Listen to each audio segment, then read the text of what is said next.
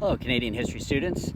I'm standing here at the corner of Parkside and Clappison Avenue, or what most people know as the entrance to Stryker. So there's Stryker just down there. But the reason I'm here is because of this pile of dirt and construction rubble. There used to be a house located right there, but the real reason I'm here is this space right here. This was the location of the Clappison Drive-In movie theater.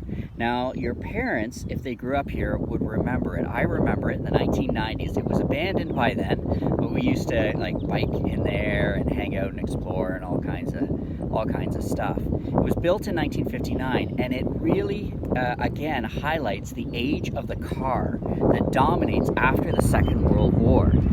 The car becomes a status symbol and a rite of passage, which I still think it is today. Getting your driver's license at 16, 17 is a rite of passage for North American teenagers, American and Canadian teenagers. It's not so around the rest of the world. You'd be surprised if you asked a European or someone from South America, other parts of the world, and you talked about a driver's license. It's not as big of a deal as it is in North America.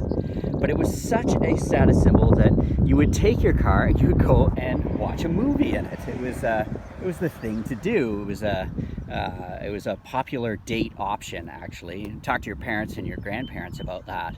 And so the site of one of the famous ones in Hamilton was right here in Waterdown. But they fell out of popularity, especially with the advent of more channels on cable TV, and then of course with the internet age that pretty much ended them, because people wanted to watch movies in the privacy of their own home or at these big massive Silver City complexes and stuff like that. So I wanted to show you this. Now, just north of it is what's going to be the Waterdown bypass, and the Waterdown bypass will connect to number 6, which is over there. And this highlights how Waterdown was founded before the age of the automobile.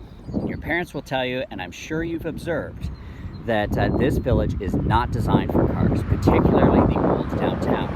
Because when the old downtown was laid out, it was horse and buggy and foot transportation. And so that's why at 4 o'clock, if you're trying to drive from this side of Waterdown, West Waterdown, to East Waterdown, it's near impossible. Many people just avoid it altogether. And that's because, originally Waterdown not designed for the car. But now, in the post-World War II era, it's become a bedroom community, a place where people sleep but don't work. They drive out to work.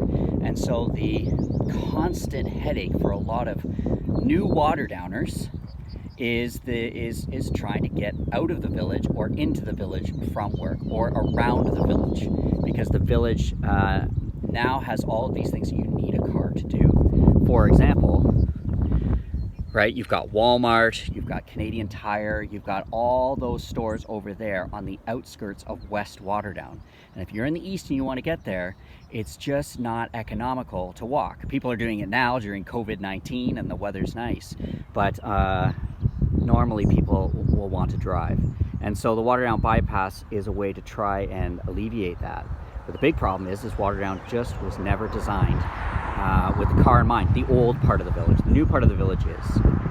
One other thing that I wanted to point out is that when Stryker was being built, and this area being prepared for its next reincarnation of development, they found a number of indigenous sites. Waterdown, again, has been a location for indigenous people for millennia. And so some major finds were here, all kinds of artifacts. We had an archaeologist actually visit the school, some that included 16th century pottery. So that's pottery from the late 1500s, which is very interesting because Europeans were not in this area at the time. So that meant that, as we know, the indigenous people were trading with European nations, and those objects were making it here into the interior of the continent. So there you go, Waterdown.